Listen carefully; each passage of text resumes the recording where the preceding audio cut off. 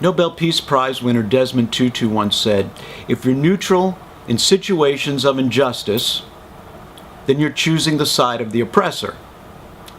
Today in Paris, the victims were the Parisian people and all of us in the democratic world, and the oppressors were the terrorists. The neutral are those that have not yet realized that it's time to take a stand. 2 weeks ago, I launched the Je Suis Paris movement, a social media campaign in response to the continued attacks on creative people around the world, to champion freedom of speech and freedom of expression, and to stand up against governments and terrorists and those who would kill us. And I learned that there's 3 kinds of people. There's obviously those who support the campaign and agree. There's those who vehemently disagree and hurl obscenities at the Je Suis Paris catchphrase. And what surprised me is the abundance of ambivalent people. Ambivalence is like neutrality. And neutrality in times like these is a very, very dangerous thing. We are looking at a repeat of 1938 all over again, when a great violent evil threatened the world and many turned away thinking that it would stay contained in one location.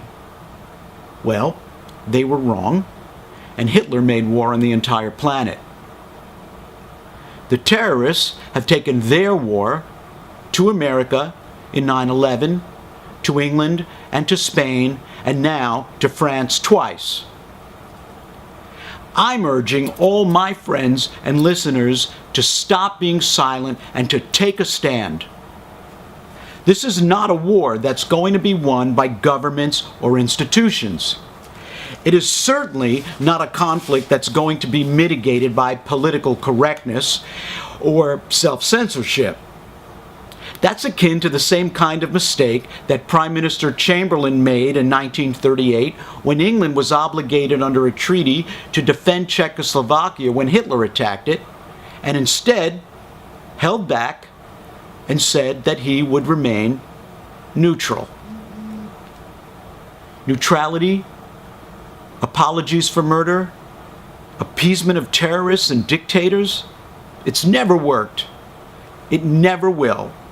And it's not working now. I'm not saying that we shouldn't try to solve the problems of oppressive poverty and the mitigating circumstances that fuel jihadism and drive people into being extremists. I am, however, saying that we need to stand up as individuals. We all need to stand up and say, we're done. We're not going to take this anymore. We are tired of this shit. You do not get to kill soccer fans and pedestrians and shoppers in a Jewish deli and women and children on a street and bloggers and painters and cartoonists and musicians. No. We, the people of the democratic world, say no more. We are not terrorized. We will protect the rights that our forefathers fought so hard for years ago. We are not hiding. We will fight you. Je suis Paris. Je suis Paris.